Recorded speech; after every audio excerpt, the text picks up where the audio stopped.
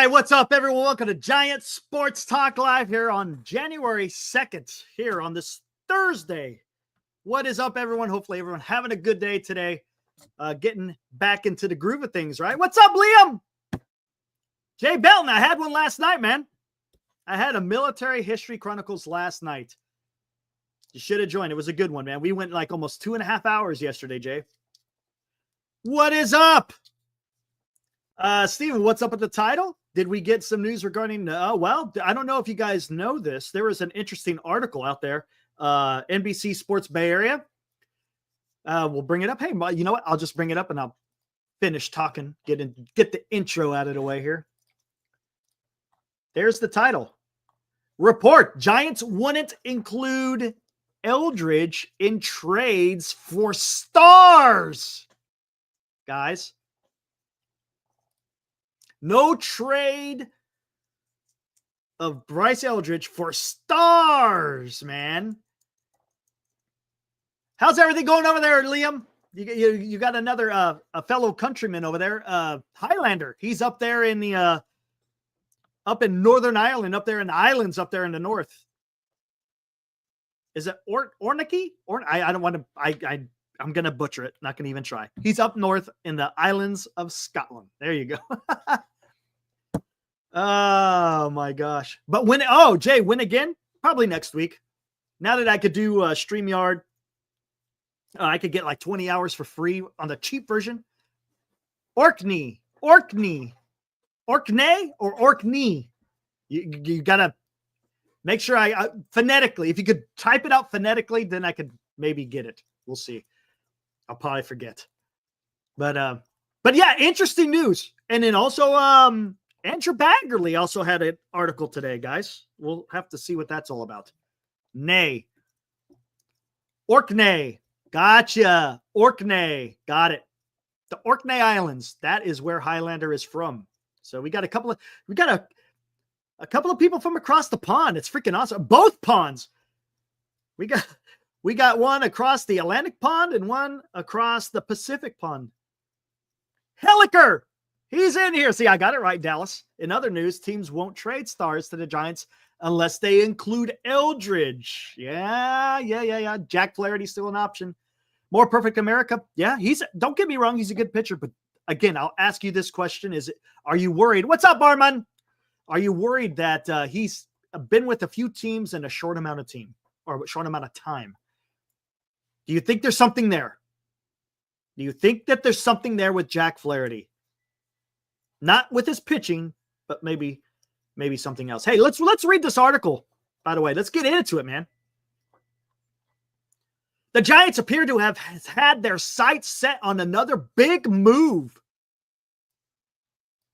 After signing shortstop Willy Adames to the franchise record contract earlier this offseason. San Francisco, as the New York Post's Joel Sherman reported on December 11th, was involved with the Astros in trade talks for outfielder Kyle Tucker before Houston eventually shipped the slugger off to the Chicago Cubs.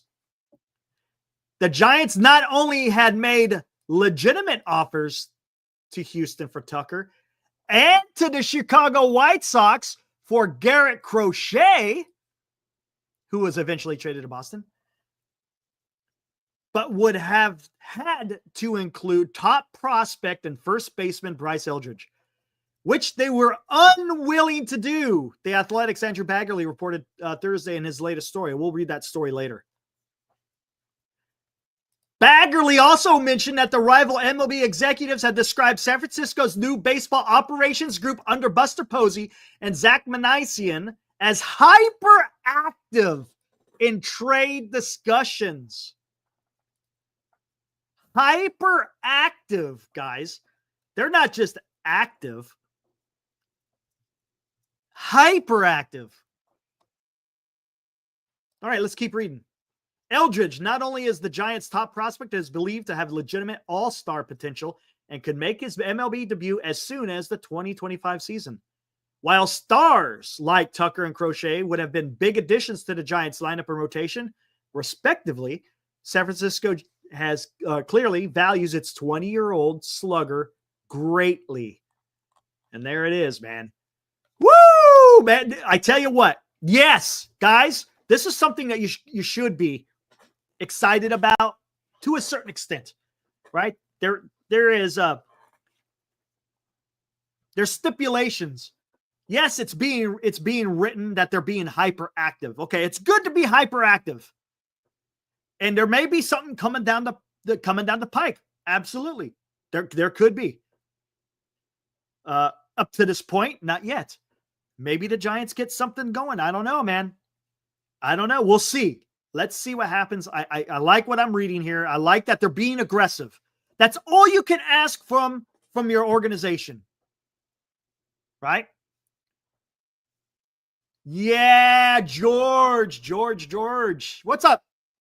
Good to see you tonight. Says Susan Slusser passes on what Boris has directed her to say.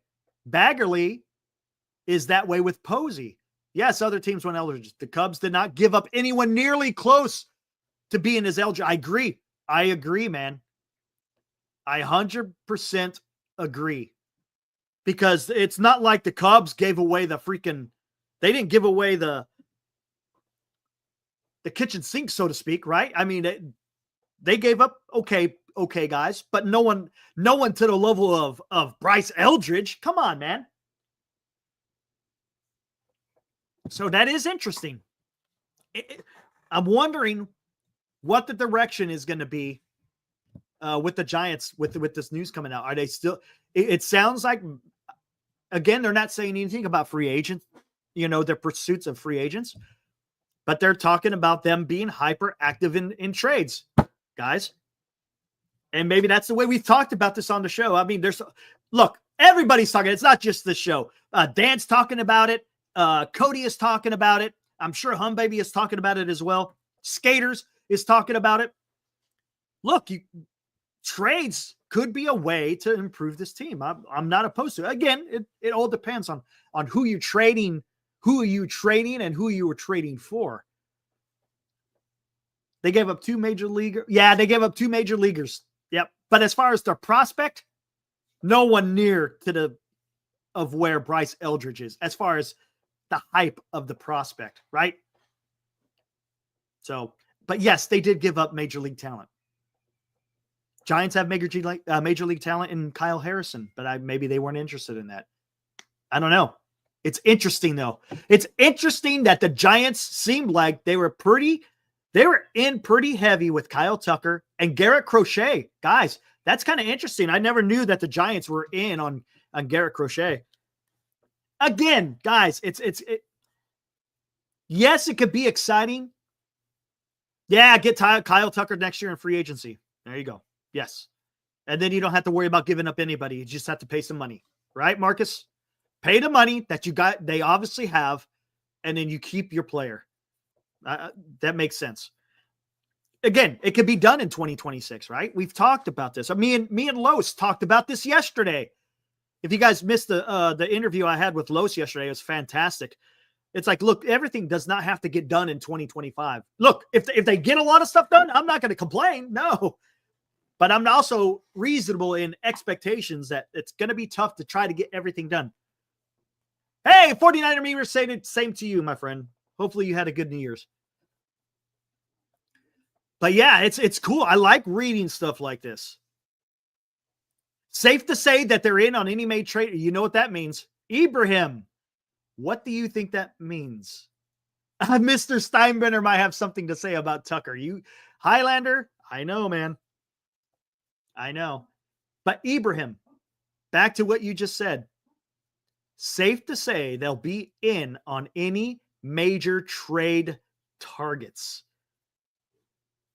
So who else? Yeah, buddy. There you go. But not for a rental. Paul, I agree. I agree with you. Yeah, buddy. Bichette might be in there too, guys.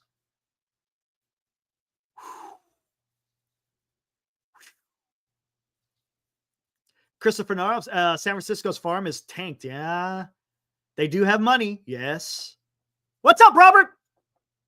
Robert, I hope you had a fantastic New Year over there in Staten Island, man. But yeah, maybe they're in. What's up, Justin? Hope you had a good year, man. Right on, dude. Webb should be a lifer. Yeah, I can understand that. You drafted him. He's had success with the San Francisco Giants. Yeah, that makes sense to me. Hey, what is up? How's it going, Alex? What's going on, man? Yes, it was a good one. Matter of fact, I had a show on here, Robert. Brought in the new year right here on Giant Sports Talk Live.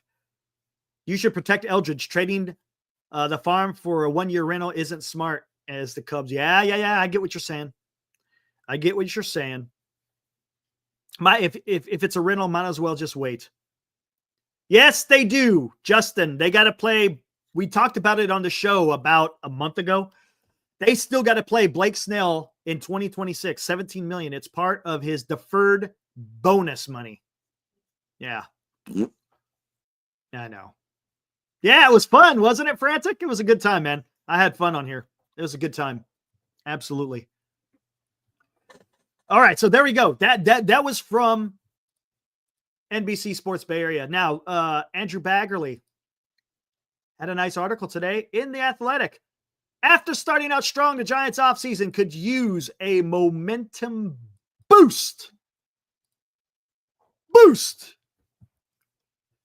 Liam, in my opinion, everyone is on the table to be traded apart from Eldridge. Fair. That's fair. Yeah, we'll see.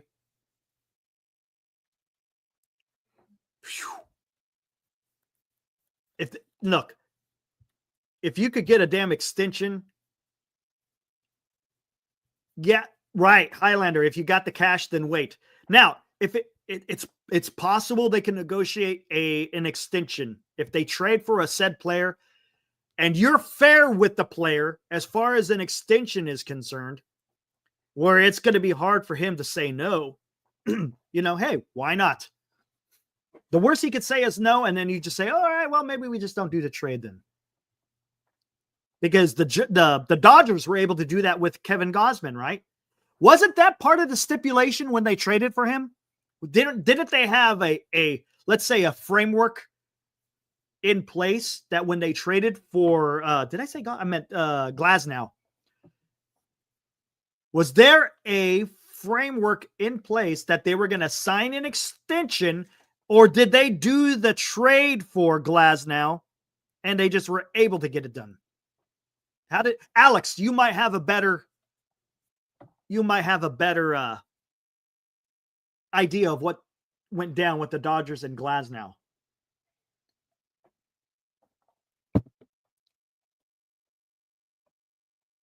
Oh, absolutely. Yeah, when Los was talking about what Will Clark had to say, yeah, buddy. That's what I'm talking about.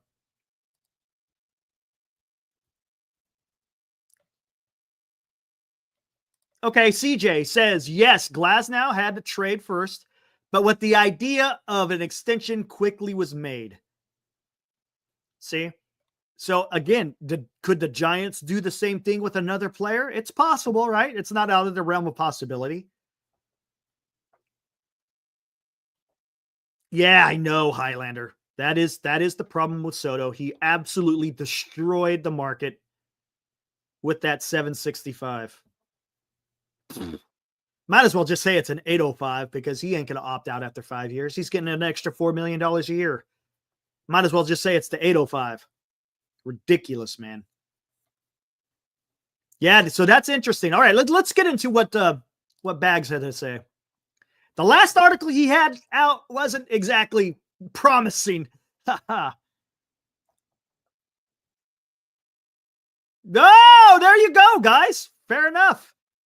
Tomorrow morning, guys. Is it going to be tomorrow morning? When's it going to, what time is it going to air tomorrow, Dan? He's going to have a video that's going to come out. Him and Bora talking about trading Harrison. We proposed a blockbuster getting Vladdy, Bichette, and Gausman for Harrison, Fitz, Martin, McRae, Yaz, and add Black if necessary.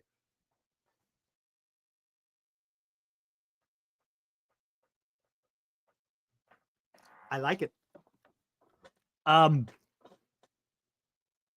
You think you might have to throw in Luciano? I'm just saying, because he's got some upside. Maybe hey, dude, to get Vladdy and Bichette and Gosman, and let me guess, Dan, I don't want to spoil it. Are you talking about taking on the full contract of Kevin Gosman?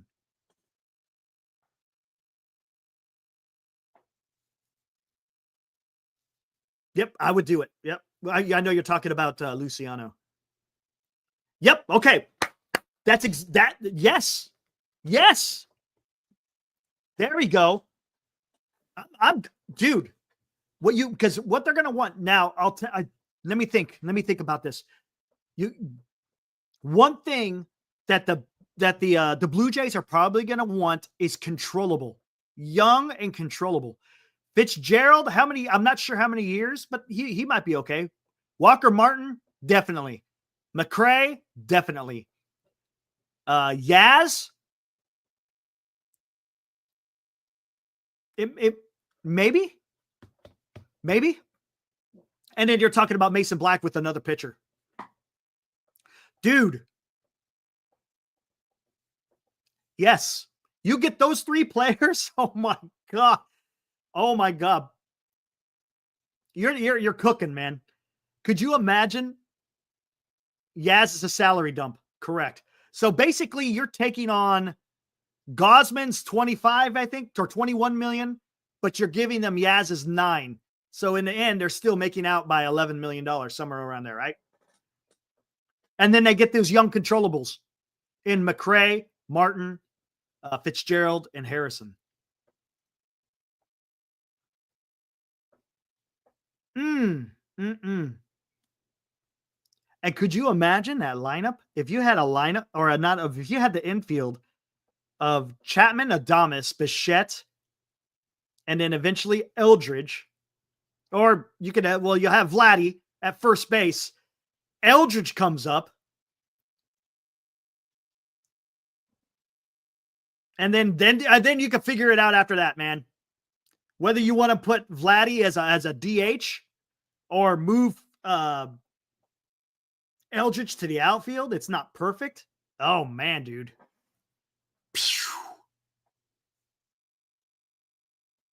But it's a 1 year. Highlander, I get the 1 year.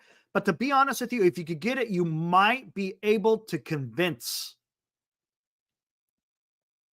You might be able to convince either Vlad or Bichette to an extension. Maybe. The Giants got money.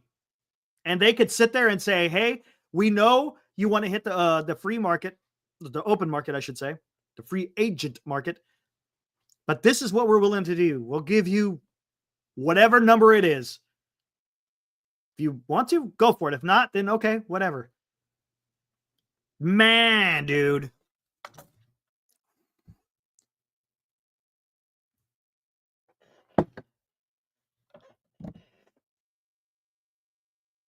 I want Eldridge to have some time adjust to big league. Well, there you go. Marcus. That allows the Giants to, if you get Vlad, you kind of allow Eldridge to percolate down in the minors and make sure he's ready to go. When it comes time for him by the time he gets called up to the major leagues, you ain't got to rush him because you got Vlad at first anyways, right? So when he's ready to go, you could bring him up and then make the decision then of what you want to do. Man, dude. Ooh. Man. Aaron, thank you, sir. Appreciate that. Thank you. That was a fun one, man. It was good to get back at that again. I really enjoy doing that stuff. I think it kind of shows on that channel. I'd be extremely happy if you guys get. Oh, yeah, as a Yankee fan, I can understand that because then you ain't got to face them. I got that. I see what you're saying. All right, man. You got me all freaking excited about that, man. You start talking about trades and good stuff like that. And let's talk about it. Gosh dang it. The Giants are hyperactive. The Giants are hyperactive. Dan, what you just suggested is hyperactive. You guys are high. Jeremy, you never know, man. Stranger things have happened. Because Jeremy, real quick, just listen to me. It sounds crazy. I understand that. But where are the Toronto Blue Jays going? They're going to lose. They're going to lose Bichette. They're going to lose Vladdy. What's the point of having Gausman? You save more money by trading Gausman. So at least you're gaining players rather than just getting nothing. What's up, BJ? Happy New Year to you, buddy. Woo! That's hyperactive, man. That's hyperactive. Oh my gosh. All right, let's do this. Let's see what Baggerly has to say. Again, last time we read an article from Baggerly, man, the Giants were not spending money. They were being Scrooges. Let's see where we're at here, January 2nd. Again, Andrew Baggerly on The Athletic. Go check it out. Make sure you guys subscribe to The Athletic. Good stuff, man. San Francisco Giants, 24-25 offseason began with so much fresh air and fulfillment.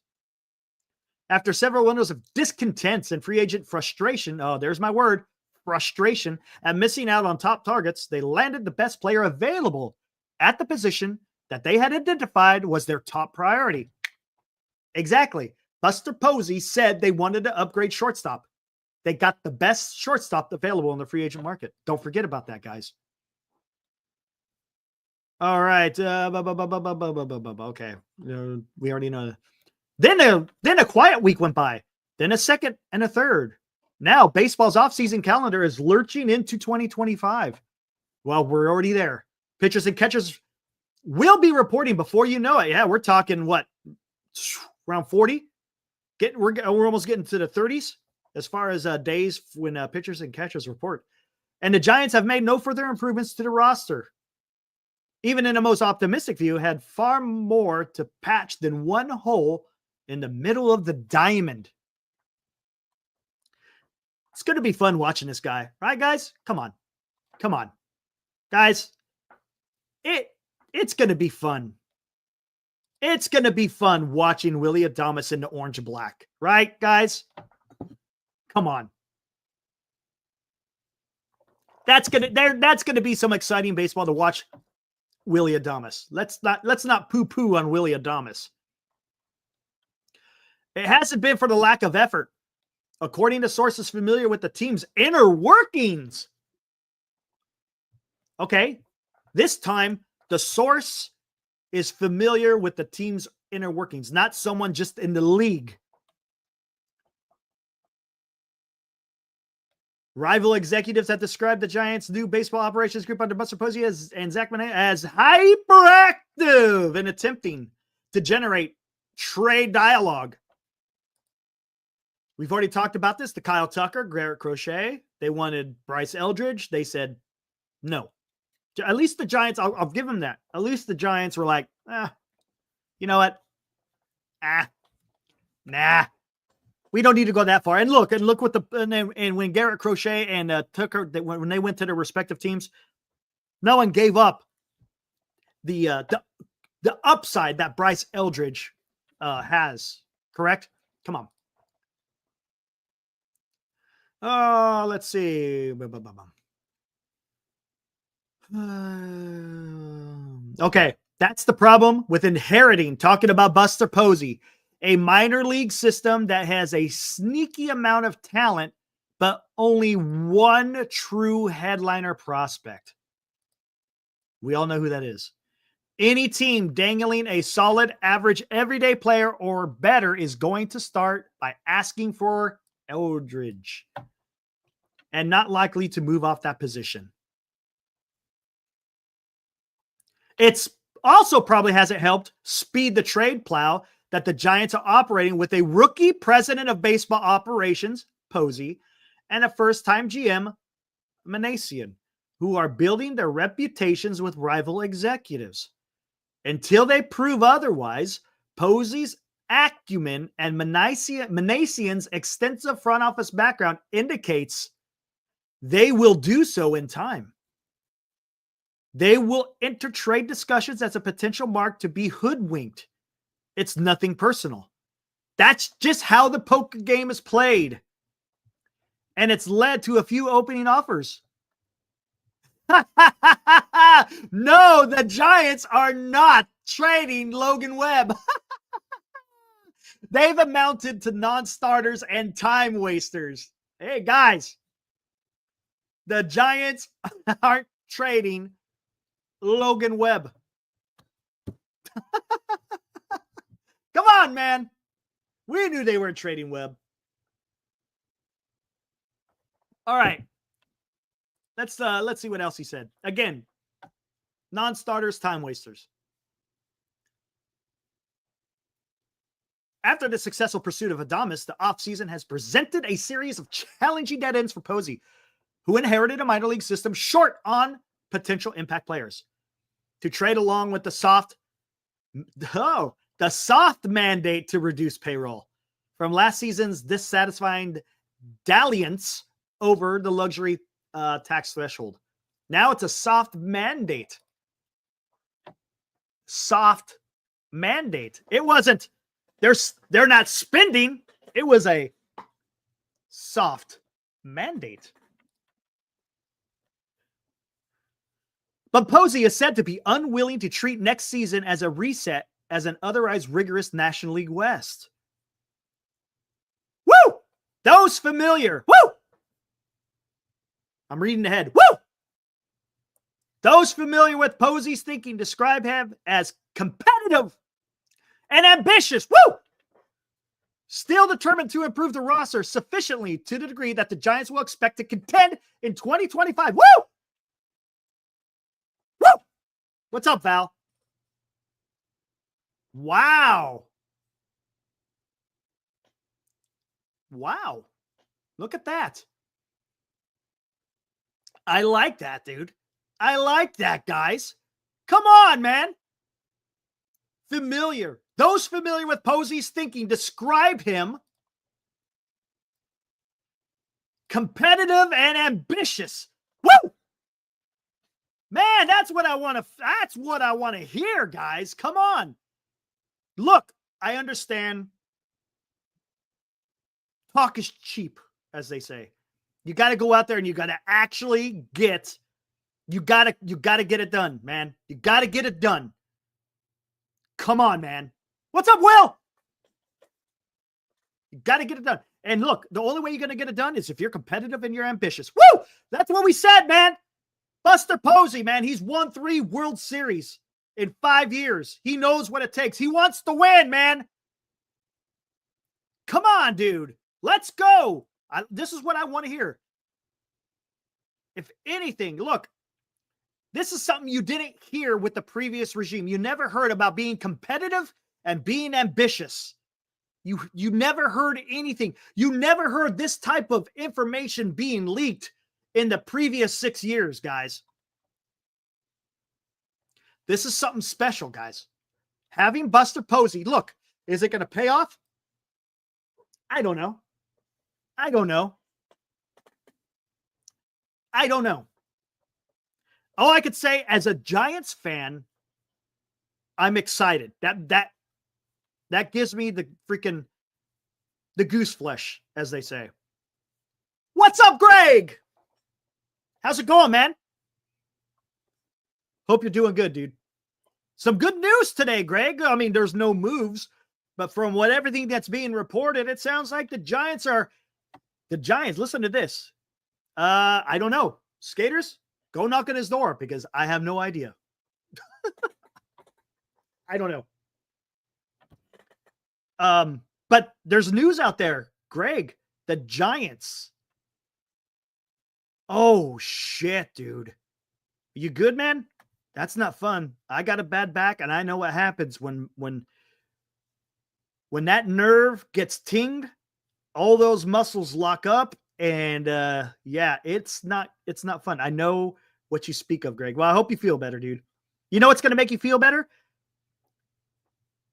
Buster Posey, Zach Manasian are hyperactive in trying to get a trade done. Did you hear me? Hyperactive. PMG, mine is L4, L5, and L5S1. They're being hyperactive, Greg. Hyperactive on the trade front. And I'm just kind of, yeah, there you go. And that's what I'm saying. Look, and I'm reading this. I've been talking about this, Greg. Those familiar with Posey's thinking describe him, talking about Buster Posey, as competitive and ambitious. Woo! Dude. Who were they trying to trade for? Val, you know who they were trying to trade for?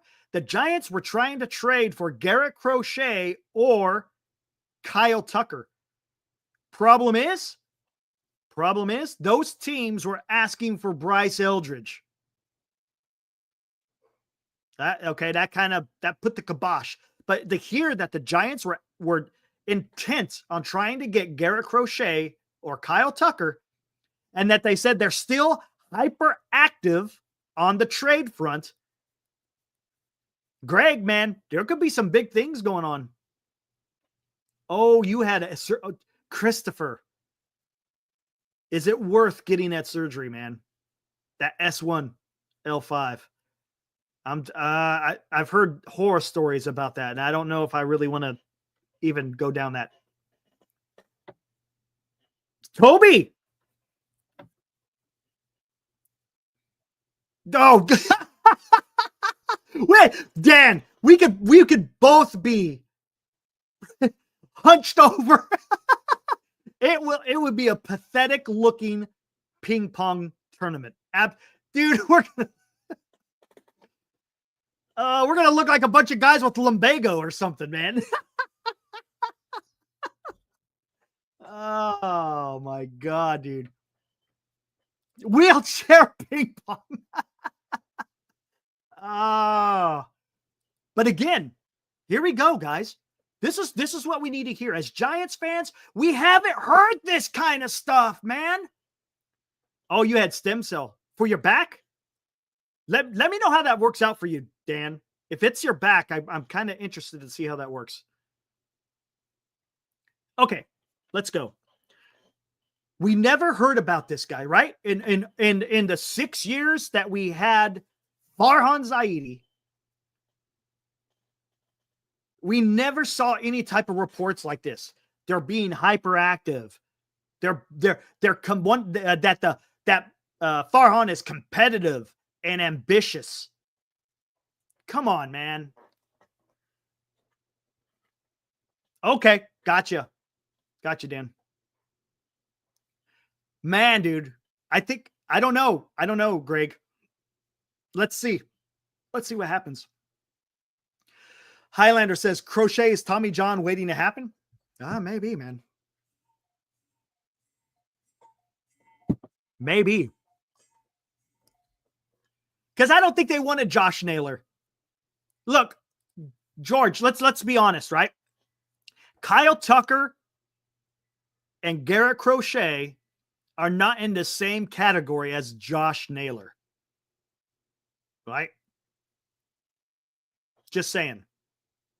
It's one thing to trade for the really good rather than just the good. Just saying. All right, let's keep reading, man. I got to get going. Let's see. Still determined to improve. Okay. What is unclear at the stage, given the free agent options off the board and the trades already made? How, or is how, what's unclear at this stage, given the free agent options off the board and the trades already made, is how Posey can make that happen. Posey acknowledged when he took the top job in October that he will sip water through a fire hose while learning all the ins and outs of running baseball ops.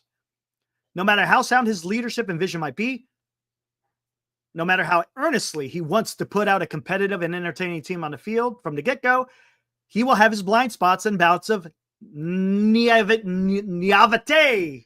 In other words, being naive. The hardest lesson Posey is learning thus far. Closing a deal is a lot more complicated than it looks. There you go. Okay, guys. I'm okay with this, right? I'm okay with this. It's not easy, man. It's not easy.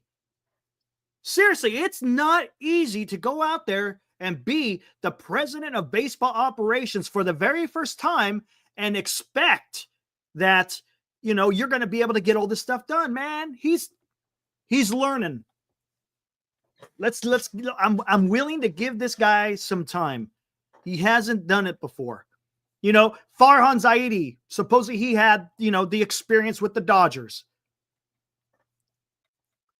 Then he comes to the Giants and didn't do a whole lot. Oh, interesting. Arson. I did not know that. He only has until 5 p.m.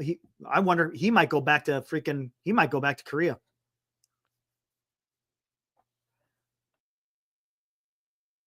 Yeah, I don't like those opt-outs either. Perfect America, I don't like those. I don't like those opt-outs. Josh Nader's okay. He's good. But he's not what I'm saying, he's not Kyle Tucker, nor is he Garret Crochet good, right? They're on a different category. Would you agree with that, Marcus? Different category? Maybe the Giants just want to go a little bit bigger rather than just, you know, Josh Naylor. Not saying, again, I'm not poo-pooing him. I'm just saying there is a difference. Hi, Sung. Oh, there it is. Okay. Team opt-outs are fine. The player opt-outs. There you go, Steven. But not many players want to go get they don't like club options. Okay, real quick. Here we go. Buster Posey is learning. Let's give him some time. Rob Poole, what is up, dude? That's okay, Rob. You know, you really, honestly, you could be onto something. You can. There is no doubt about it. It could just be hype from writers looking for a new anchor. You know what? That's not out of the realm of possibility, Rob. Absolutely. I haven't seen you in the chat before. Welcome to Giant Sports Talk Live fraternity. Hope you enjoy your stay. Yeah, I'm not naive enough to understand that this could be something, but it's exciting, man. Look, as San Francisco Giants fans, we need something to kind of hold on to a little bit. Something, a glimmer, just a glimmer of hope, man. Does it mean it's going to come to fruition? No. Again, I've said it from the very get-go, talk is cheap. You got to be able to close the deal. And I think that's where Buster Posey is coming up against it, trying to close those deals. After Adames, the cleanest, most direct way to improve the roster would have been signing right-hander and former Cy Young Award winner Corbin Burns, who indicated to a Free Friends within the game that he had interest in coming to San Francisco before he decided to go to Arizona. Critically, Burns received an opt-out after the second year, a concession that might have helped Posey's predecessor, Farhan. To close deals with Scott Boras with clients like Blake and blah, blah, blah, blah, blah, blah. Stripping away any artificial budget limitations, could the Giants have afforded Burns? Well, sure. But it came clear as early as the GM meetings in November that the Giants would have to bid against themselves if they wanted to sign Burns to a contract with no escape clause. And with almost $160 million in projected commitments to payroll, that isn't expected to exceed last year's total of $206. Blah, blah, blah. That would have left them with a scant resources within the budget to address other areas of the roster. See, that part, they want to stay below the CBT, guys. All right. Or do they want to stay below that 206? I don't know what's going on, man. It sounds like they don't even want to get close to what the CBT is. Why? I don't know. I don't understand it. If you stay below the CBT, you're not going to be penalized, and you're putting the product out in the field. So I don't understand, guys. That's part of the article that doesn't sit well with me.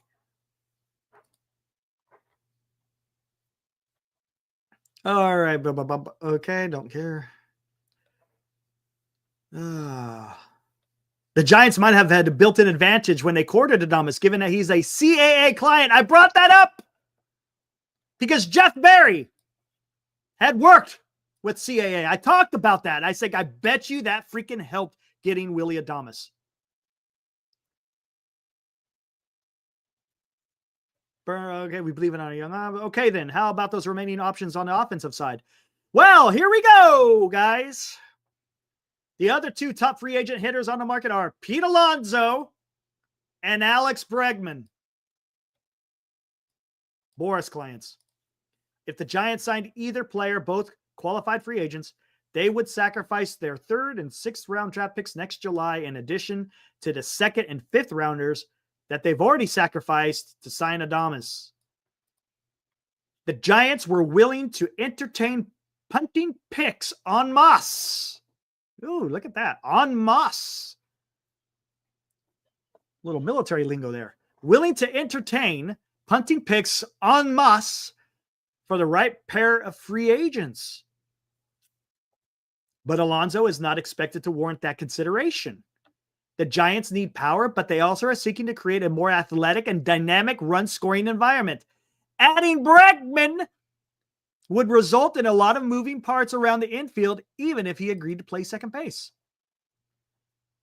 The desire for a more dynamic lineup made Tucker, the hyper-athletic 27-year-old, 3-time All-Star, the alluring target. Unfortunately, didn't get it done. Okay, here we go. Perhaps it was a long shot to trade for Tucker, but the Giants are in they're in no position to walk past a stone without turning it over. That's why they went the extra mile in their video presentation to Japanese free agent Roki Sasaki and flew down to Los Angeles for an in-person meeting at the Wasserman Sports offices. You could say Wasserman or Wasserman, however you want to pronounce it. The widespread industry expectation is that Sasaki, who must sign a minor league contract with a bonus out of the major leagues team's international signing pool because he is under the age of 25. Will be one more coup for the all-powerful and star-charged Los Angeles Dodgers. At least in the Sasaki recruitment, Posey could interface in person with the player. And perhaps that meant something. Since Sasaki and agent Joel Wolf made it clear to clubs that current players could not attend the sessions. No Shohei Ohtani as part of the Dodgers contingent. No Yu Darvish as part of the San Diego Padres group. Posey is still the closest thing that Giants have to a star player, even though he caught his last game 3 years ago. He was also an academic All-American at Florida State, which might also come in handy because Wolf said that Sasaki gave a homework assignment to each team granted an audience. According to Wolf, Sasaki was driven to know how clubs would equip him with the coaching and analytics tools he will need to reach his greatest potential as a major league pitcher, guys.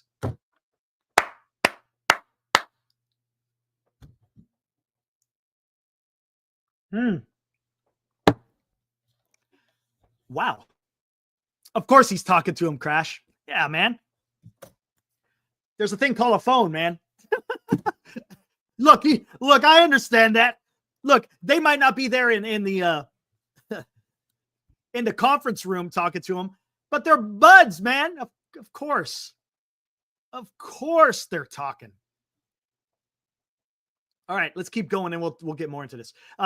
Posey's college major was finance.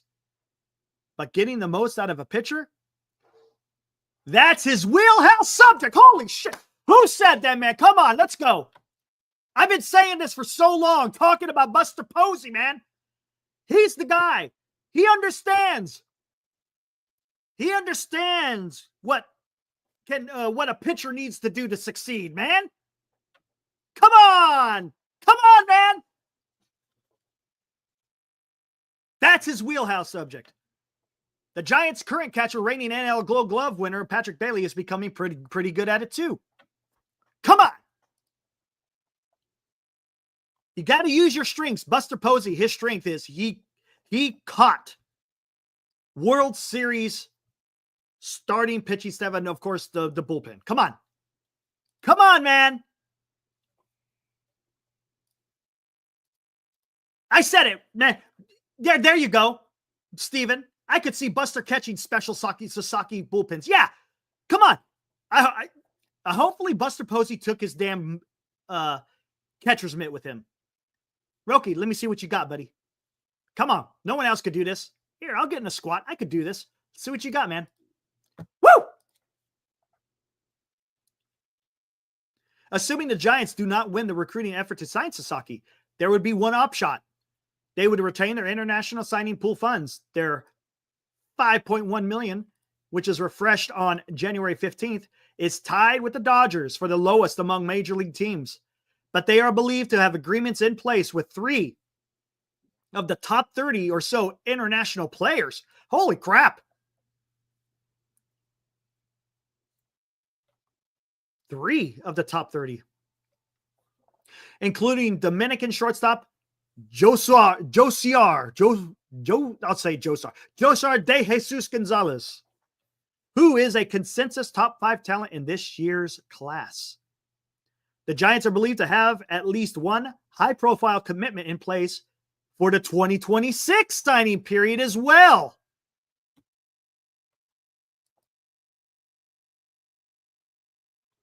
I did not know that. When it comes to recruiting star Japanese players, the Giants do not dare to harbor even cautious optimism. They've come up short in their pursuits of Otani, Yamamoto, Senga, Suzuki, to the point where some in the organization began to question whether they should continue to invest resources and bandwidth in the space. They will. Last winter's Yamamoto pursuit was especially difficult for some in the Giants front office, who were left wondering if they ever had a realistic shot at signing the player. Instead, Yamamoto became one more star drawn to the Dodgers' firmament. Oh, look at that. I like that description. One more star drawn into the Dodgers' firmament. Now, Snell will join him in the Dodgers rotation, and Burns will bolster the rotation of another division rival. Dama's agreement might have been a grand start for the Giants offseason, but for an organization with designs on winning behind pitching and defense, the deck of aces in the NL West appears more stacked against them than ever.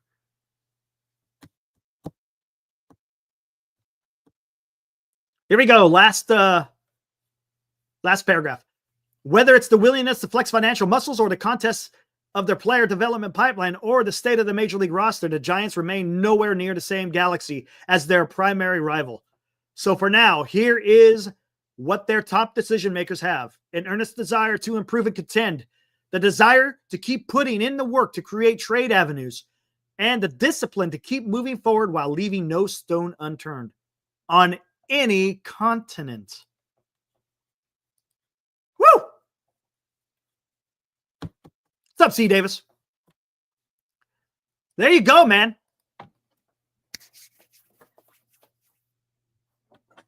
There we go. Again, it could mean something. It could mean nothing. All we could do as fans is sit back and wait. All right, what have I missed? Wait, what did I miss here? Sasaki goes to San Diego, if not LA.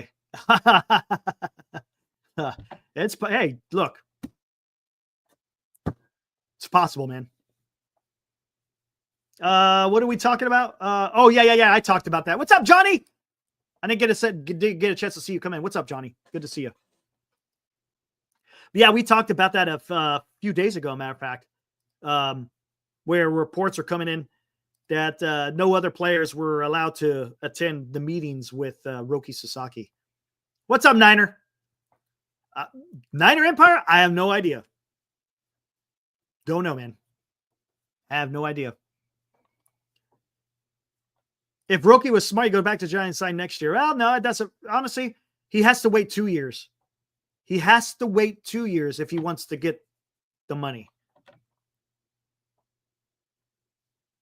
Oh, Jared Jones. If you guys were hyper in the trade market, go see what the Pirates want for Jared Jones.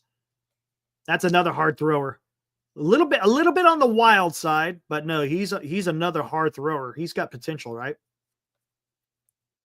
It's going to be interesting, guys, to see how the rest of this offseason goes. There's not much left. There's not much time. When do pitchers and how many more days until pitchers and catchers report? Where are we sitting at? Like 39, 40, somewhere on there? He's apparently on the block. Yeah, I saw that, Drew. People were talking about it in the chat. I guess Song Kim has until tomorrow afternoon to sign a contract. Otherwise, he goes back to Korea. Other than Eldridge, no team wants Giants prospects. Yes, Mike. So, Mike, Harrison is no longer considered a prospect. He's considered a MLB player. So, if you don't have the prospects, well, then you trade from your 40-man. I don't know, Alex. That's a great question. I really thought that Ha-Sung Kim was going to be a Giant. It just seemed like everything was adding up. Everything just to be seen, lining up, man. Ha-Sung Kim's going to be a Giant. And it just, I don't know. They were able to get Willie Adames, man. So, yeah, I would take Willie Adames over Ha-Sung Kim.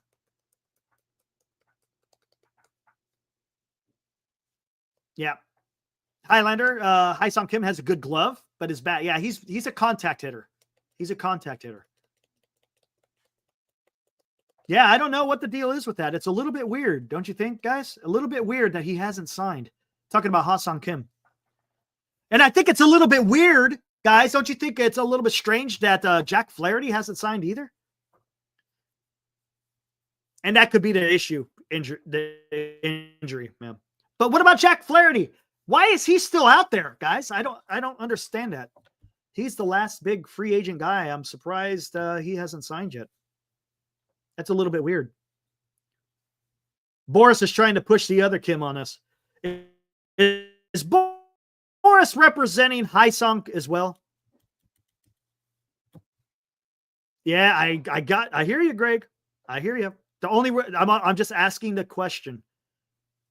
I have reservations about Jack Flaherty, and it has nothing, and will be, you're hitting right on it, has nothing to do with his pitching ability. I think it might have to do with his attitude, clubhouse presence, whatever it may be. 4 teams in 2 years. Again, the Giants passed. I think maybe are passing on him. Blake Treinen, he already signed with the Dodgers.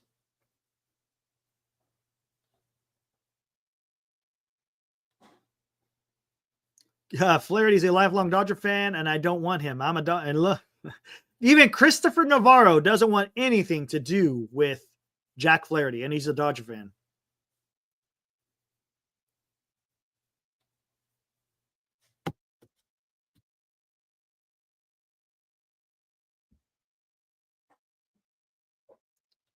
George says, wouldn't be surprised if they sign Ha-Sung Kim? Well, I wouldn't be surprised, and I'm sure there will be an opt-out. I'm sure there will be an opt-out. Yes, Matos is absolutely tearing up the winter leagues. Hey, guys, want to take a look at that? Here, I think I could bring that up, matter of fact. Let's see what he's doing in the winter league. I know Baseball Reference actually has that. There it is right here. Boom. Oh, man, these ads, dude.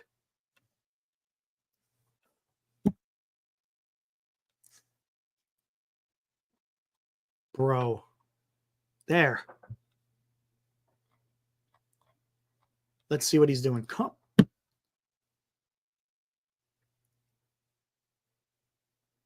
Whew. Okay. Yeah, he's having a pretty damn good winter. Now, granted, it's the winter. It's the winter leagues. You're facing a few decent guys, but it's a hitters league. But the important thing about this, he's getting at bats. That's the most important thing for Luis Matos, because I don't know where is his role going to be in the San Francisco Giants organization, because I don't know. Manaya has signed with the Mets, Val. But let's take a look at what young Luis is doing in the winter leagues. La Guaria. Phew. He's batting 300, 345 on base, and 881 OPS plus. Got 10 dingers, 20 doubles, 1 triple, 23 strikeouts, and 220 at-bats.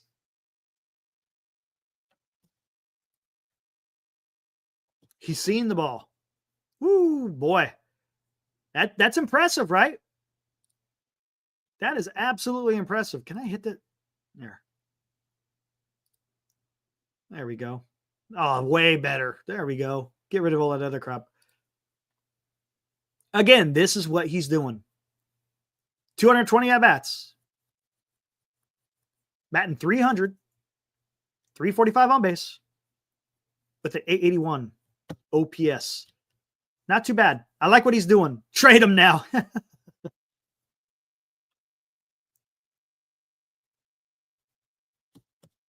Oh, God, Ross Stripling. What do you guys get out of here with this? Matos is greater than Yaz. Mark Washington.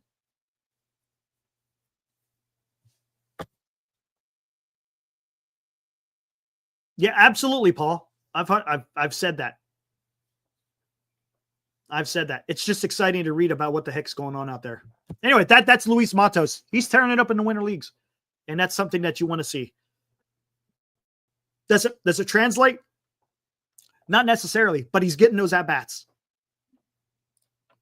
Exactly, Boo. That's what I'm saying. But the important part, what's up, Red? How's it going, man? At least he's getting the at-bats. That's the important thing. The quality of pitching, it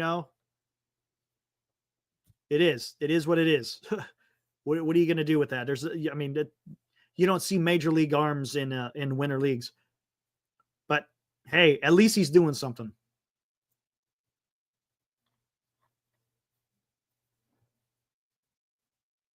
Drew, I'm all about signing Tucker next year.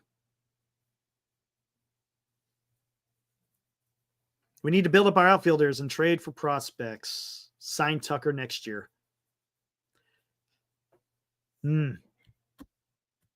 I don't disagree. We're a little bit heavy on the outfielders, right? We got Matos. You're going to have Luciano. I don't know what. You know what? Let me go warm up the coffee, and let's talk about young Luciano. How about that? Be right back, guys.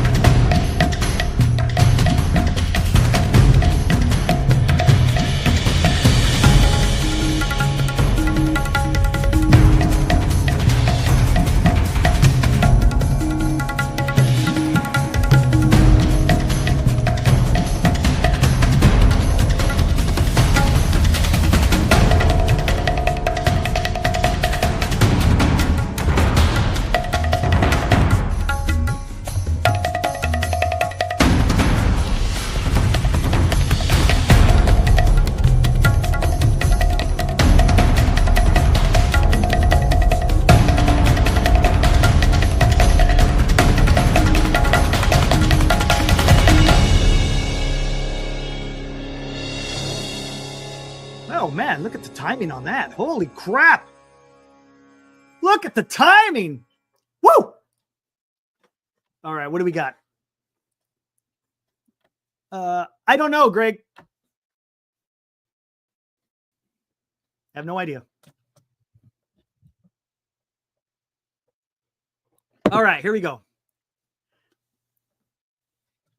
Anyways, let's talk about Luciano, guys. What the hell are we going to do with him?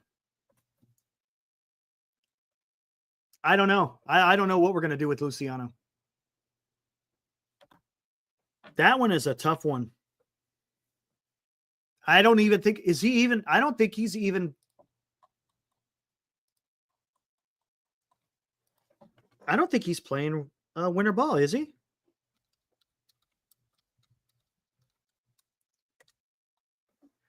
Let me see. Oh, come on, man. Come on. Why does this take forever? Here we go. Is he playing winter? Nope. So I don't know what he's doing. I don't know what Luciano is doing.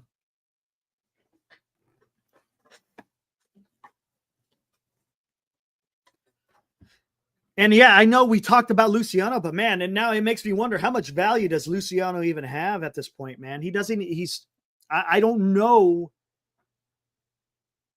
That's a tough one.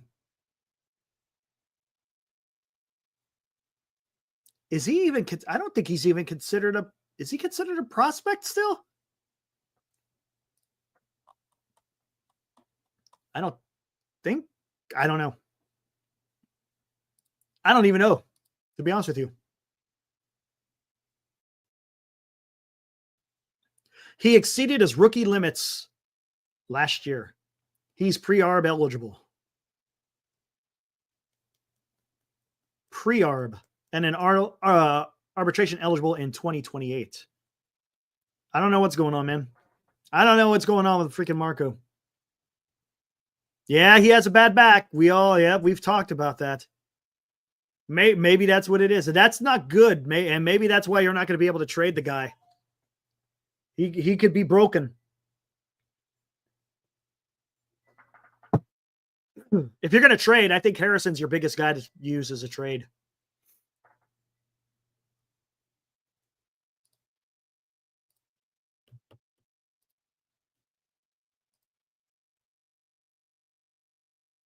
VR. Farhan broke that kid. Absolutely, Toby. Trade Luciano and Harrison for a pitcher. Well, people you might have to do Harrison and somebody else. It might have to be a Harrison and a McRae, to be honest with you. And then if you want to throw in, I know Dan, he talked about it. Walker Buehler, or not Walker Buehler, listen to me. Walker Martin. Trade Wisenhunt and keep Harrison. Wisenhunt doesn't have much value, though, man. He's, according to baseball trade values, he sits like around a 10. Harrison is at a 30, man. Toronto, what's up, man?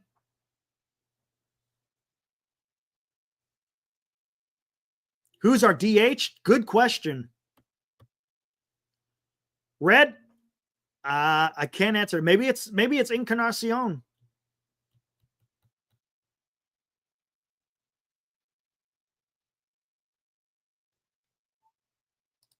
Who's that? Wisenhunt? I'm guessing Wisenhunt. Yeah, I think Wisenhunt's the number 2. Here, let's take a look. Let's see what they got. Ryan Walker is the closer, Fossey.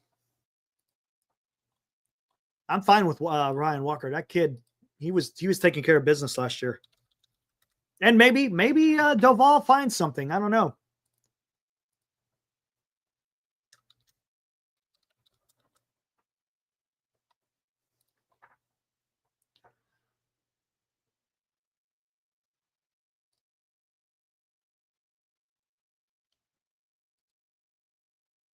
Check it out, guys.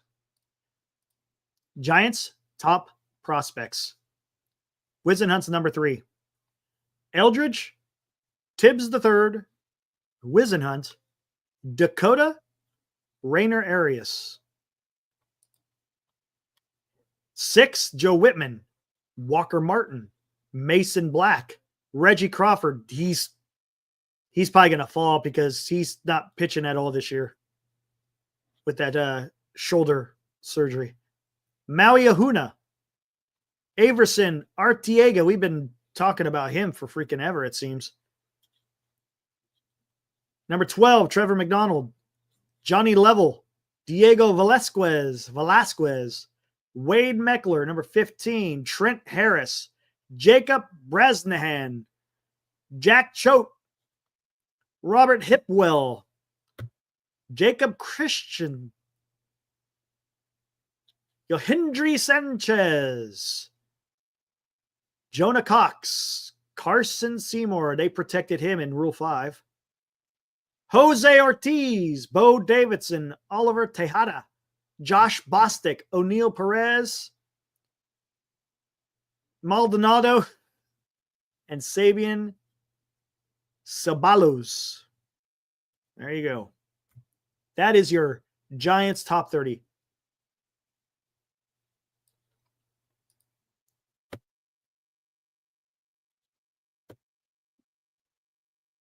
Why people keep bringing up Acuna? He's not even in the Giants. Are you sure?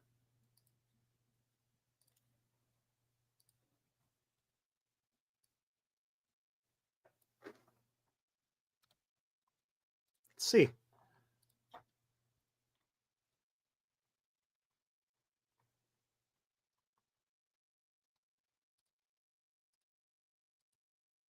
Aaron, you got to be careful.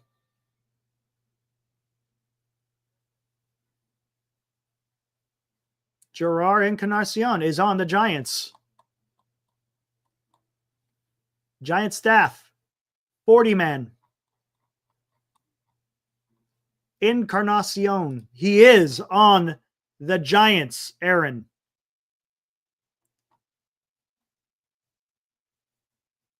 Why people keep bringing up Encarnacion? He's not even on the Giants. What other Encarnacion is out there? What other Encarnacion? What are you talking about, Aaron? Aaron, what are you talking about, dude? Gus.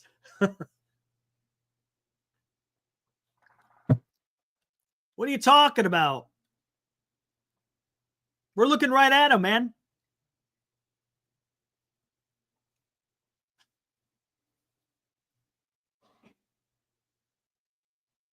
Oh, is that what he's talking about? Encarnacion Strand? Come on. Reds ain't giving up on him. What's up, Dilly?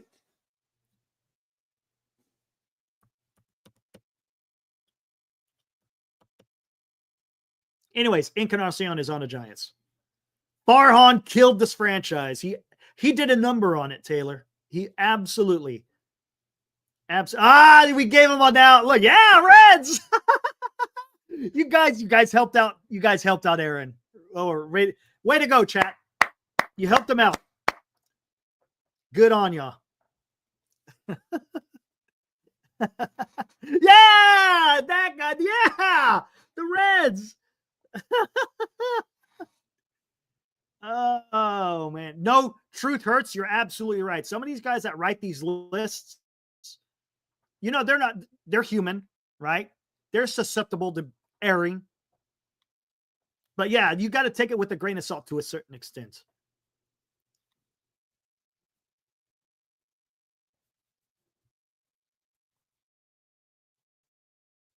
Paul Fong, that's a possibility. You could do that. I would not be opposed to that. Or if you want to, hey, Paul Fong, what you could do is fart in his general direction. Yes. It would be cool if you put Matos in right field, Yaz in DH in the late innings and swap them. You know what else? Hey, Paul, you know what else you could? Yeah. Also, if you need to do a defensive replacement, if your team is up by 3 runs or whatever, and you want that defense to be locked down, throw freaking Yaz out there in right field to make sure that the defense prevents any runs coming across, right? I would be fine with that. I'm good with it. Yeah. That's kind of what I envisioned Yaz to be, a bench guy. I think that would be fantastic. I got no issues with that. Maybe that's the way the Giants go, man. For this year, at least.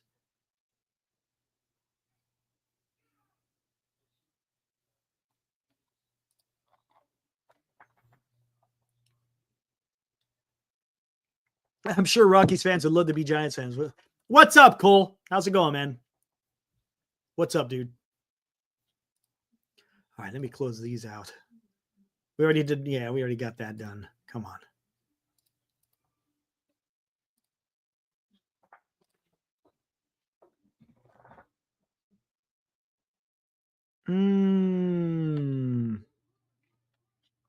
Matos will really be helped a ton that Farhan and his AAA shuttle will not be around. Those are facts, Paul. Those are facts. It's going, man. It's going well, Cole. Thank you.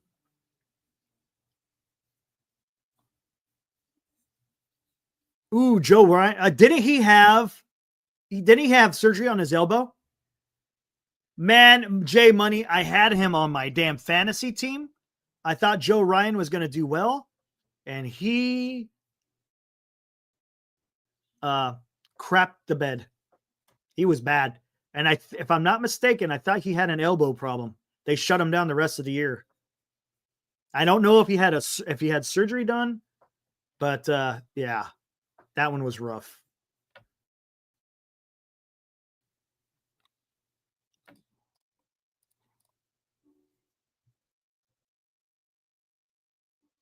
What else we got out there? Hey guys, hey, let's throw the link out there. Why not? Anyone wants to come in?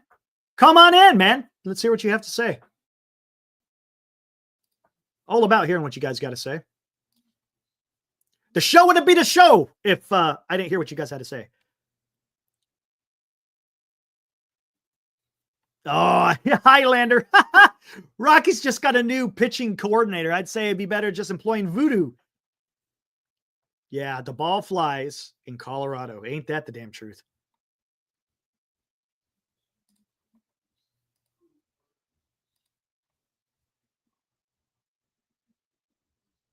Oh, he did play. Hold on. Let's take a look at what. Let's see what Gerard did or is doing or did. Is it over? I'm not sure if it's over or not. I think it might be. Let us see. Oh, now I got to get through these ads, man.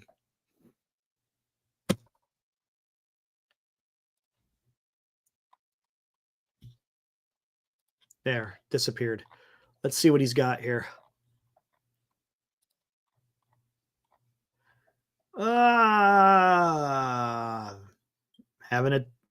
Having a decent. It's decent. Let's take a look at what Gerard is doing. Not quite the power that I thought he would have. Here's Gerard. This is what he's doing. He's had 145 at-bats, 31 strikeouts, 20 walks, batting a 297, 391 on base, and an 860 OPS. He doesn't quite have the power numbers that Matos has. Matos had 20. Then again, Matos also had 220 at-bats, but still. Encarnacion has got 9 doubles and 4 home runs. Matos has 20 doubles and 10 home runs. There you go. That is what Encarnacion is doing in the winter league, the winter leagues. Put the man at first base. I know. Hey, you never know. Maybe. Who knows, man? Right on, Rocks. We'll have to see how we can figure that one out, man.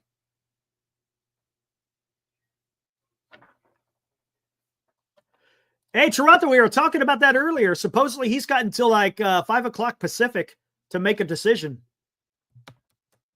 Oh, let's hold on.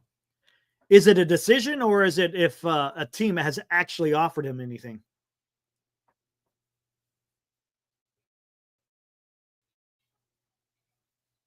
Yeah, right, J Money. It's nice at least he's not striking out, man. God, I'm tired of seeing the strikeouts.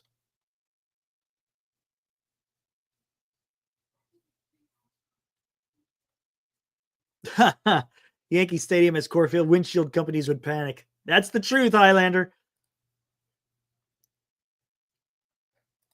Look at Taylor Jenkins. He's putting out the positive particles out there. Yeah, 4 p.m. Yeah, so it's 4 p.m. Okay, so 3 p.m. Pacific. My bad. All right, Buster is hyper aggressive. We're gonna get a dude this weekend. Good Giants juju. I like it, Taylor. I like it.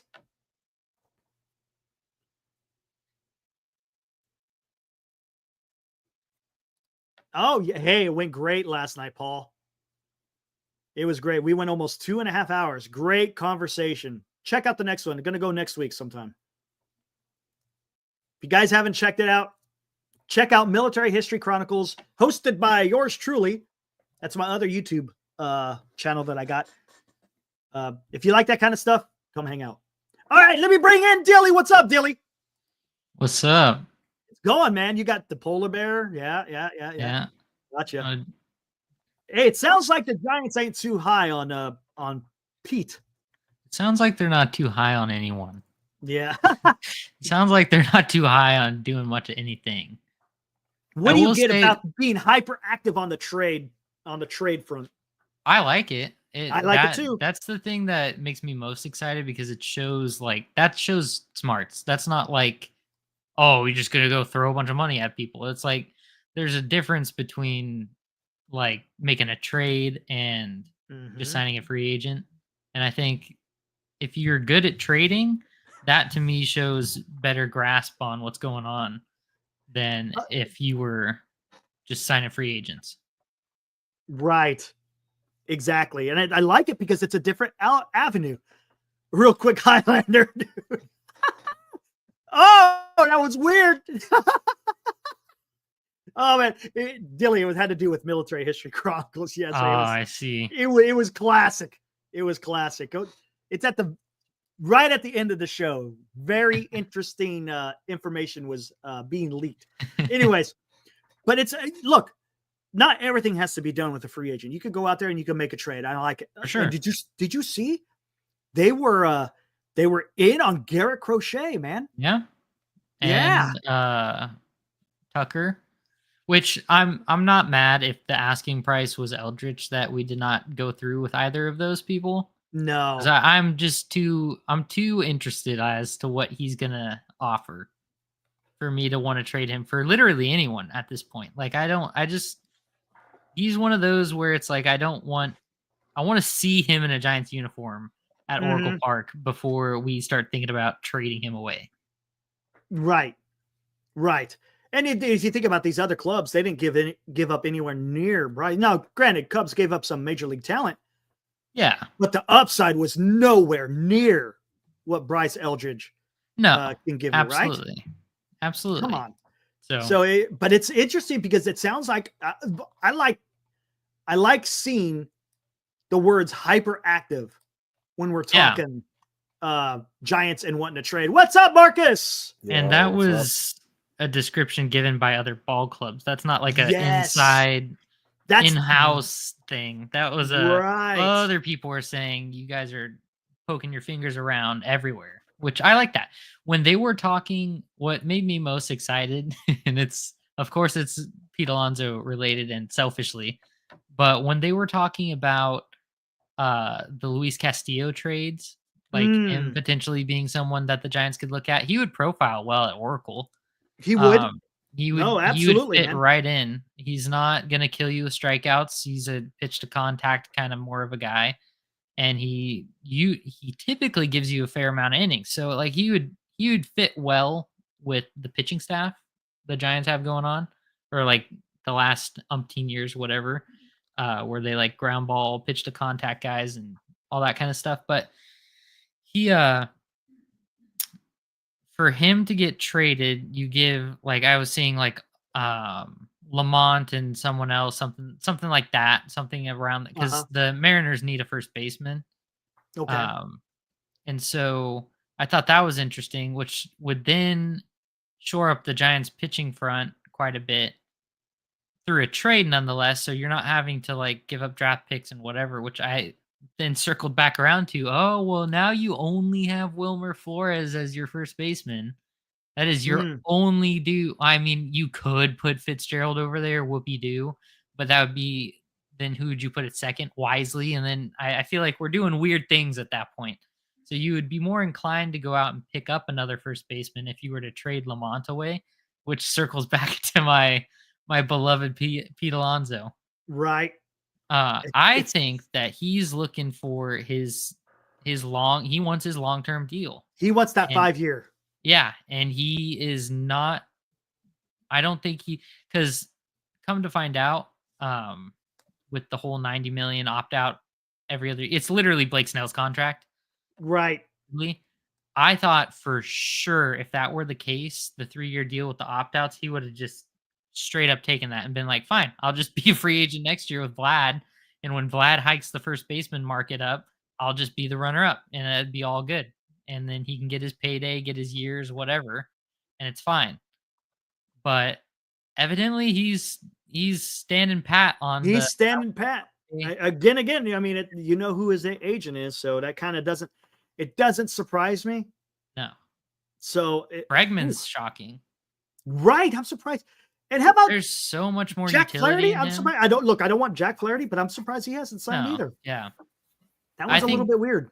I'm not sure what the deal with Flaherty is. Yeah, is he that? Maybe he's that much of a cancer that people just don't want to deal with him.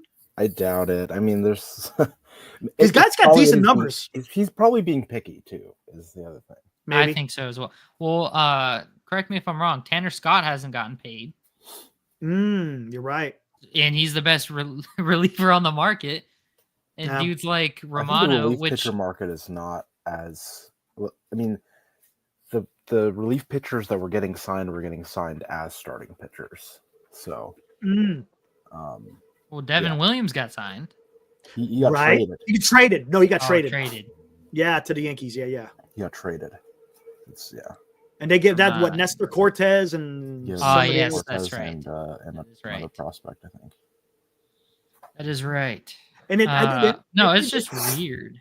And it's the way that the article was written. It sounds like the Giants want to go to trade routes. I don't know if they want to stick with the free agents anymore. If they're being hyperactive, as it's being reported in the trade, it tells me they might be done with the whole free agent part of free agency. It's possible. I mean, the thing is, you pay increasing penalties every year that you are that you exceed the threshold. The CBT, yep. So it makes sense if you see the players come off the board that you wanted this year, and then anticipating the players you want next year. It doesn't make sense to just frivolously spend, right? If you're not getting your guy, right? So, I think it makes sense. I think it makes sense to stay under, and that's why the trades make some sense to me. Correct. That's another one. Santander. He's another guy. Yeah. What's going on with him? That's another one. He's a switch hitting batter who just hit 40-something home runs last year. So there's a lot of weirdness with Santander though. Like he doesn't strike out. I wouldn't want him. Pops out, but he pops out a lot. He has a lot of flyouts. Yeah. Yeah, that's weird, man. But the power, you think someone would be attracted with that? I'm sure someone has given him an offer. It's not. Just because they haven't signed doesn't mean that people haven't offered. And I don't think he doesn't have Boris. No. I think I looked it up, and that's one of the reasons why I think people are intrigued with them, because you don't have to deal with Boris. Right. Yeah, I don't know. I just think I wouldn't want to sign Santander for the Giants. No, it seems Farhanish. That screws your Tucker chances. I was talking about this the other day. It's like if you sign Santander, you're not going to get Tucker next. You're not getting Tucker, right? Because you clogged up your outfield. Because assuming Ramos is healthy and good all year long, the only question mark is right or left field, depending on how you want to look at it. And you just put Tucker out there. If you want to really go in for your offense, get Tucker next year. And you have the money to spend, because more than likely they're not going to need Vlad. Hopefully, assuming that Eldridge works out. So if you're not going to spend Vlad money, you can spend that kind of money on Tucker, and it'd be fine. Right. It's funny. And right off the bat, too, because you're not going to be waiting for Vlad to sign Tucker because you're just not in on Vlad. So there's no waiting for, we'll see what happens, whatever. It's just, here's your offer, Tucker. Take it or leave it. Whatever Vlad gets is inconsequential because this is what we want to pay you. So right, we don't care about Vlad. We care about you. Yeah, there you go. That makes sense. Should I turn my camera? Will that play? We'll see. That's gonna be the interesting. What's up, Mike? What do you think? Does turning on the camera make it a better viewing experience? Yeah, they get weird about it. But yeah, I think the team has a lot of young guys that I want to see what they do, man. Like a lot of people in chat are so down on our young players, but you haven't even given them a real chance to show what they can do. You know what I would like? I would like to see Matos in right field, and then again use Yaz as your defensive replacement. Yeah, totally. And I want to see what Fitzgerald does with a full season. I want to see what Ramos does with a full season. I want to see like more at bats for Encarnacion, and I want to maybe see if Luciano can get his bat back. There's a lot of stuff that we have that just needs to be developed a little more, and I'm not afraid to like spend some time figuring it out when we still have Eldridge in the pipeline. So, how about this? Would you be okay? Because Vlad. I mean, would it be awesome to get Vlad? Absolutely. And look, and I think he's there for the taking for any team, because I don't see him going back to Toronto. And Toronto has to know that, right? I'd be shocked. That's why I said earlier, I was like, it would make too much sense for them to sign Alonso and trade Vlad to the Mets. Like that would just make so much sense on both fronts. But if you could, would you be okay if they traded for Bichette and Gausman? I would be upset. Yeah, I don't want Bichette anywhere near us. I don't. You don't see like a place. I just don't see a place for him on our team. Second base. Like, why? I just don't see why we're so ready to like ditch Fitzgerald when he had. No, I get it. Excellent showing in a small sample size, and he should get a chance to show us what he's got. Like if he doesn't work out and it comes to the deadline and we need an upgrade at second base, like fine, that's fine. But okay. Give the kid a shot. Well, this is his first spring training where he has a position. This is true, but he is a little bit long on the tooth. Not saying that's not a. I'm just saying that it's. I don't know. Well, I guess we'll find out. He has that attitude we're looking for. He's a top 5 sprint speed in the majors. Yeah, he's got the wheels. He has yet to start a season knowing what position he's going to play. So if you give him time to mesh with these really strong infielders like Chapman and Adames and figure out his part of the puzzle, I think you're going to see a big jump in his defensive production, in addition to just getting regular major league at bats. He can improve. If you fair, I rewatched a lot of clips of his at bats, and he has a nice swing. He just needs to work on some of those high and outside pitches. Oh, and the low and away. He was doing the same thing. Yeah. The low and those sliders were eating him up.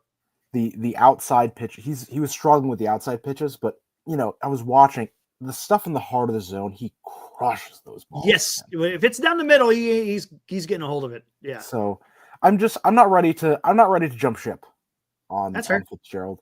I would like to see him get some regular playing time. And if we need to move him back to super utility role, so be it. That's fine. But give the kid a shot. Give the kid a shot. That's fair. And I feel this way about a lot of our players. Like a lot of them really haven't been given a fair shake. And we have new coaching. So who knows what they're going to do. And the other thing is that I would like to replace Lamont Wade, but not for the reason that a lot of people seem to want to replace him. Like a lot of people just seem down on Lamont Wade Jr., thinking that like when he is playing that he's bad. That's not true at all. When he's playing, he's great.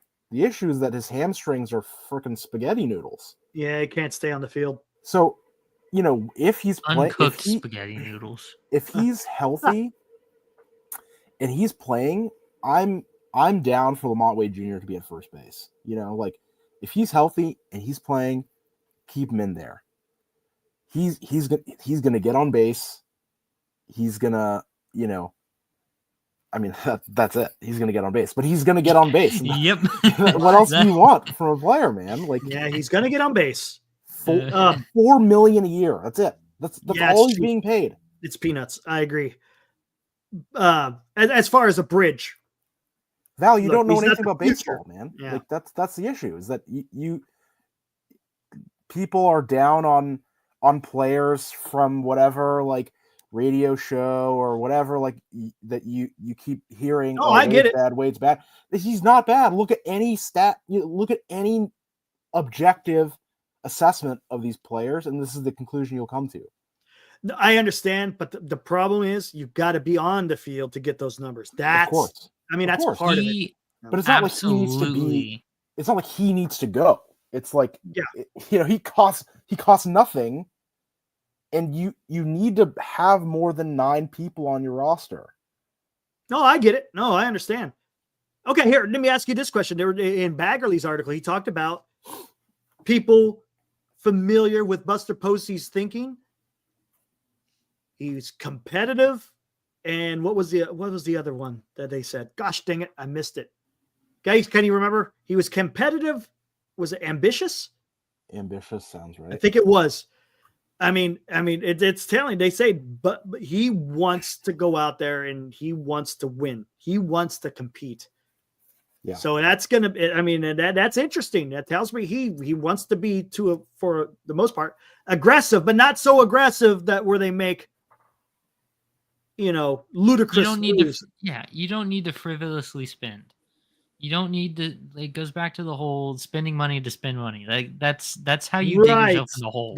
That's what Farhan did, and that's what Flaherty would be. It's just spending money to spend money. Which don't get me wrong. Objectively, we'd be a better baseball team with him on our team. But would I rather see our young pitchers get as full of a season as they're going to get over signing Flaherty to a 3-year whatever deal? Yes, I would prefer that. And then just keister that money and spend it on Tucker next year. Yes. Here it is. Yeah, I was right. Here's the other Those familiar with Posey's thinking describe him as competitive and ambitious. So we'll see what that again.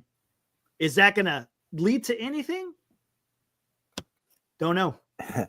Be determined. I have a little soapbox moment where, go for it. Look, we like to get hyperbolic about stuff because it makes the most entertaining content, and it's the easiest way. Hyperbolic. There you go. It's the easiest way to type messages. I get it. Lamont Wade Jr. had 400 plate appearances last year, and he played 100. He played in 117 games. Okay, if you think about it, paying him $4 million for 400 plate appearances, and he's pretty good when he is playing. He gets on base a lot, and think about how much money you pay per plate appearance for tons of these other players. You're paying him nothing. No, I get it. I understand. And so people in the chat are saying oh, if you don't play, you're worthless, yada yada. At the end of the day, you're paying money for your players. You know the amount of appearances your players make, it costs you something. We paid $31 million for 8 good starts from Snell. Yeah, I know, dude. You know what I mean? They're paying Juan Soto $50 million for one season, and he's going to give you a lot. He's going to give you 600 and something really great at bats. No doubt about that. But if you amortize the cost per at bat, I'm not gonna do the division right here, but it's a lot of freaking money. Yeah, I know. And again, a lot of people are talking about that. What is it? The best ability is availability, something like that. Something to that effect. That's true. Yeah, there's something to that. And like I want the team to feel the consistent product where you go out to the park, or you turn on your TV or pull up a stream and you know who you're going to see play that day. I like that. Right. I love that. That's really important to have. Correct. In 6-7 guys on your team.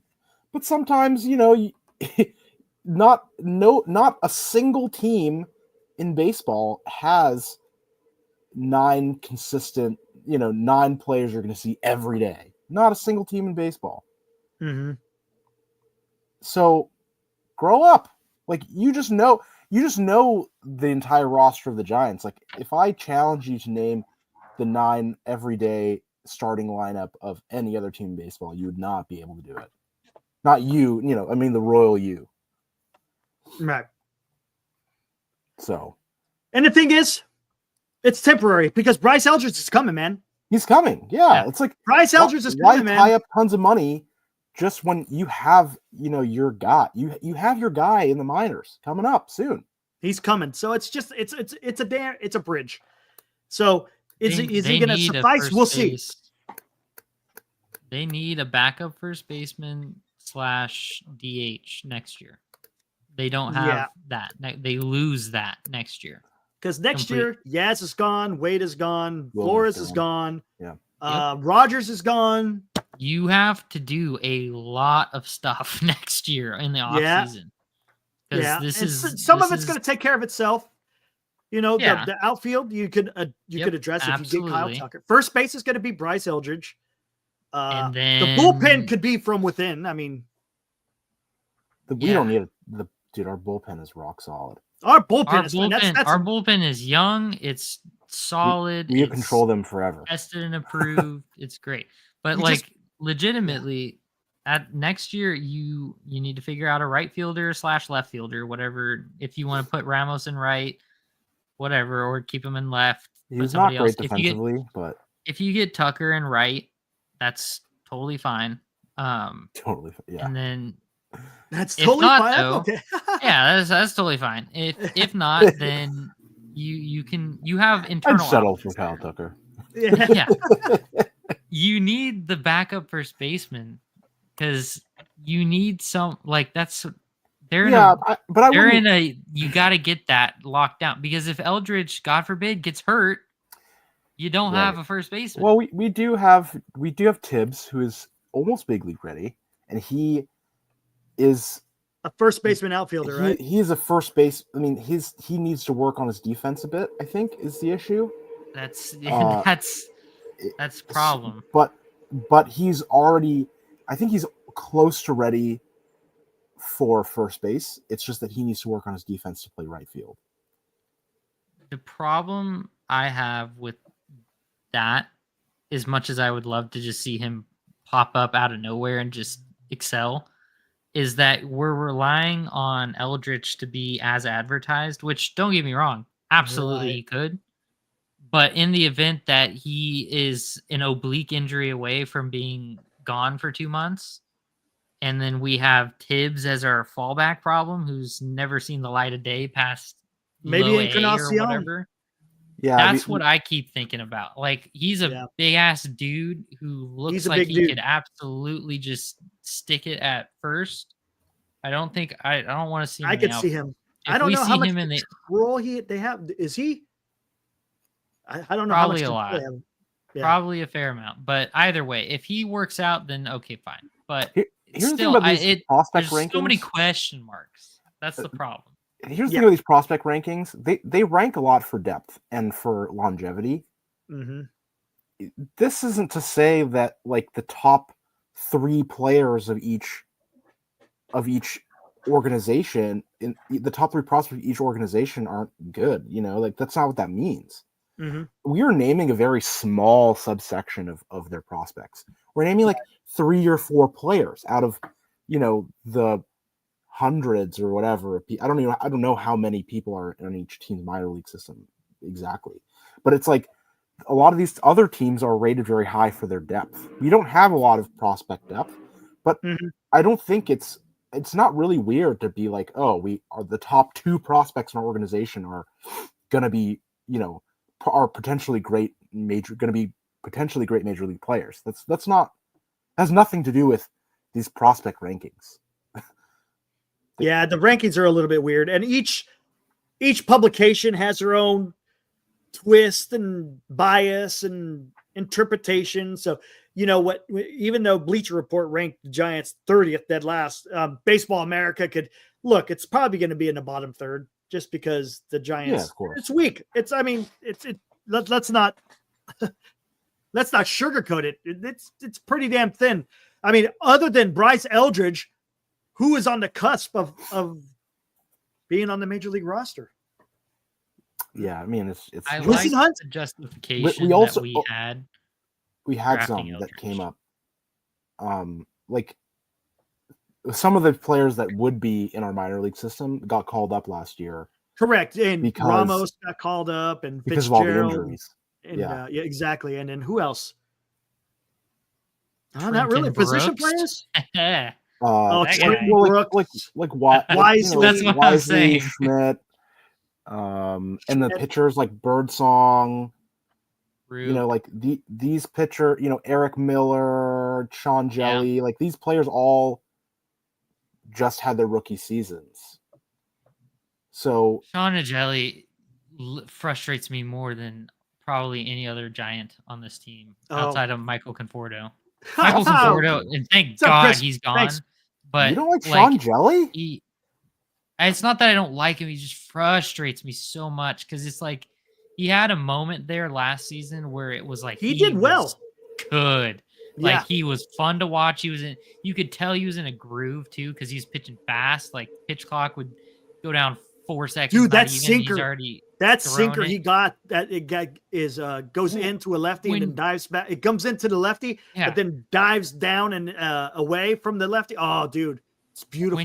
When you're 6'11" and have hands that are like normal people's times 2, you got a lot of finger action going on. Exactly. So, correct. He had that little block of time where it was like, oh my goodness, he got worn down. He was forced to pitch 80 innings last year. That's a lot of innings when he's never, the previous 2 seasons he pitched under 30 innings. Yeah, so it's just like, these people we have a lot of players like that who just need to get their grip, get a grip of what it's like to be a major league pitcher and handle major league workload. Like Jordan Hicks looked great there at the start, and he had pitched more innings than he pitched 109, almost 110 innings. Right. So there's a lot of moving pieces here where you have a lot of young players working, pitching more than they ever have before. Yeah. I'm very confident in our bullpen. And it's I like the bullpen. And for that matter, I will give him his flowers. That has not, I don't recall a time during Farhan's tenure where our bullpen was like, oh man, we're in trouble. Hopefully the starter can go 6 or 7 because our bullpen is just empty. We've had a very good bullpen for the last, I don't even know how many years, and it's gotten worn down. Like a stocked bullpen, yeah. And it starts off great, and then it gets worn out because exactly. That's not that's a fixable problem. It's better to have that be your problem than it be the other way around where it's like, okay, starting rotation's cool. Hope they don't blow the lead because it's like, holy crap, because you can go out and get one good starting pitcher and that shores up a lot of the like wearing your bullpen out. Yeah. Versus if you have a very good starting rotation, you could have to go get 3 bullpen pieces to make sure your bullpen doesn't suck. Like there's more stuff going on. Not to stress your starting pitchers too much. I mean, we had too many starters this past season go too few innings. Yes. And, we had one of the most used bullpens in all the major leagues. Yeah. All right, guys. Hey, I'm going to close it down. I started a little bit late today, but it's getting a little bit late. I'm getting tired, man. But Marcus, Dilly, thanks. I loved hearing your guys' point of view and, the San Francisco Giants. Let's see what happens, man. There's at least there's stuff being written. Yeah. Man, dude, because it's just been so dearth of information coming out about the San Francisco Giants, and it's just like, man, at least you're hearing good vibe. You never heard this kind of. I started the show with this. You really during Farhan's tenure, you really never heard these type of stories coming out talking about being competitive and ambitious and being hyperactive on the trade market. You just didn't hear that stuff, so it's kind of nice. Now, again, does it mean something's going to get done? We hope so, but it's there's no guarantee. And I think, who was it that came in here earlier? Was it Rob? Rob Poole, I think it was. He came in here and said, and it could be writers just, changing an angle to get clicks. That absolutely could be the case as well. I'm not naive enough to know that, hey, these guys are also trying to make a buck. And who knows? We'll see. I know Baggerly's a little bit more in tune with the team than some of these other ones, so we'll see. Thanks, Chris. Thanks, Steven. Appreciate it. Thanks, C. Davis. All right, Marcus, Dilly. Have a good night. We'll see you. Peace out. You betcha. All right. There were Dilly and Marcus, man. Just love hearing different points of view about, how to make the team better. Some people may agree. Some people may not, but it's just nice to get the different points of view out there. It's important to hear different points of view. Hey, same to you, Greg. Same to you. Oh, you want Rocks? He wants. Hold on. Where the heck? Yeah, there it is. He wants a little bit of this. Is that what you're saying, Ron? Maybe. I've been Captain Posey. What's this? San Francisco Giants. Maybe something big's going to happen, man. Let's hope that these articles have not given up the position, because the last thing that you want as a submarine captain is your position to be given up. Can't have that, man. All right. Hey, thanks, guys. Appreciate the support. We will see you again on the next one. You guys enjoy the rest of your night, and we will see you soon. Again, if you're into the whole military history kind of stuff, I got a channel over there, Military History Chronicles. Check it out. Maybe you like it. Maybe you don't. If not, it's all good. We'll see you here on Giant Sports Talk Live. All right. Until the next one, guys. We'll see ya. Woo! Oh. What happened? Woo!